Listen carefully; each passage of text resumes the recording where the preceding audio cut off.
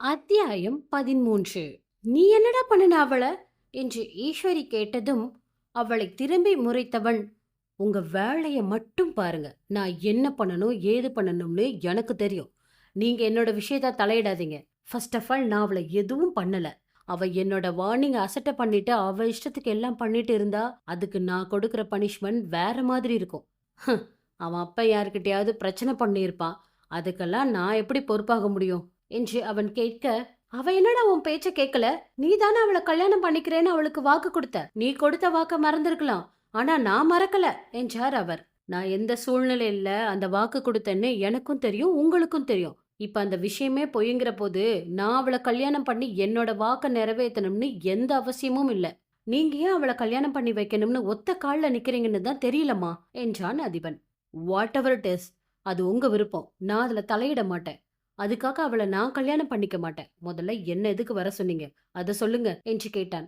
ஈஸ்வரியோ அதிபன் அவளை திருமணம் செய்ய மாட்டேன் என்று சொன்னதை மனதில் அசை போட்டபடி சிலையாக நின்றிருந்தாள்.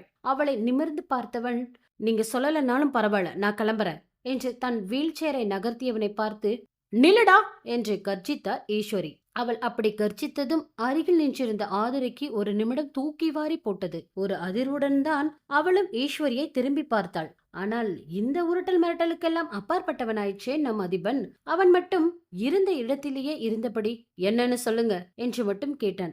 இப்ப மோகினிக்கு என்னடா பதில் சொல்றது? அவ உன்னை நம்பி வர வரன்களை எல்லாம் தடுத்துட்டே வராளாம். அவங்க அப்பா சொல்லி என்கிட்ட வருத்தப்பட்டார் என்றாள் ஈஸ்வரி. அவள் சொன்னது அனைத்தையும் ஒரு சலிப்புடன் கேட்ட அதிபன், அதுக்கு நான் என்ன பண்றது? இனிமே அப்படி எதுவும் நடக்காது. இனி என்கிட்ட யார பத்தியும் பேசாதீங்க. உங்க லிமிட்ல நீங்க இருந்தா உங்களுக்கு நல்லது என்றவன், வா போகலாம் என்று பிரதாப்பை அழைத்த அவனின் பார்வை ஆதிரையின் மீது இருந்தது. அதை கவனிக்காத ஆதிரையோ ஈஸ்வரியையை ஆவன வாயை பிளந்து பார்த்து கொண்டிருந்தாள்.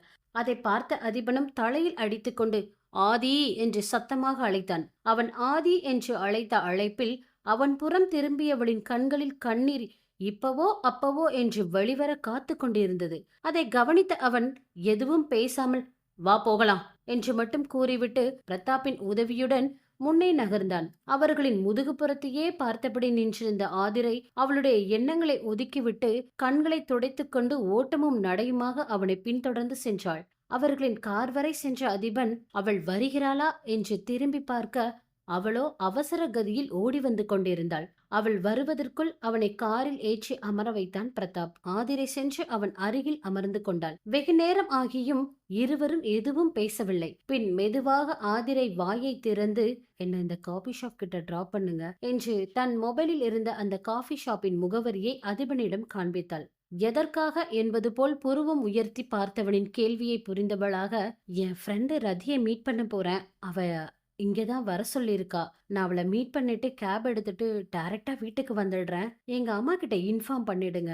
நானும் இன்ஃபார்ம் பண்ணிடுறேன் என்றாள் அவள். இது என்ன, என்கிட்ட பெர்மிஷன் கேக்குறியா இல்ல இன்ஃபர்மேஷன் சொல்றியா என்று அவளை கூர்ந்து நோக்கியபடி கேட்டான் அதிபன். ரெண்டுமே தான் என்று கூறிவிட்டு தலையை குனிந்து கொண்டாள் அவள். அவளிடம் இருந்து மொபைலை வாங்கி பிரதாப்பிடம் கொடுத்தான் அதிபன். சாலியை கவனித்தபடி பின்புறமாக கையை நீட்டி அந்த மொபைலை வாங்கிய பிரதாப் அதில் உள்ள முகவரியை தன் மனதிற்குள் குறித்து கொண்டான்.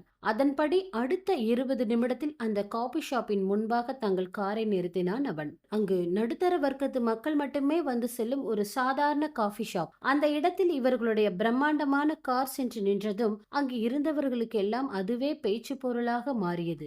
அதிலிருந்து இறங்கிய ஆதிரையும் அவளுடைய உடையையும் பார்த்தவர்கள் அவளையும் அந்த காரையும் பார்த்து புறம் பேச தொடங்கினார்கள். அது அங்கு அமர்ந்திருந்த ரதியின் காதுகளில் விழ, யாரை பற்றி பேசுகிறார்கள் என்று அவர்கள் பார்வை செல்லும் திசையை நோக்கினாள். அங்கே தன் தோழியை பார்த்து அவளுக்கு கோபம் வர கை முஷ்டியை இறுக்கியபடி அமர்ந்திருந்தாள். இது எதுவும் ஆதிரையின் காதில் விழவில்லை போலும். அவளோ நீண்ட நாட்களுக்கு பிறகு தன் தோழியை சந்திக்க போகிறோம் என்ற சந்தோஷத்தில் துள்ளி குதித்தபடி கால்கள் தரையில் படாதவாறு கிட்டத்தட்ட பறந்து வந்தாள் என்றே சொல்லலாம். அவ்வாறு நடந்து வந்தாள்.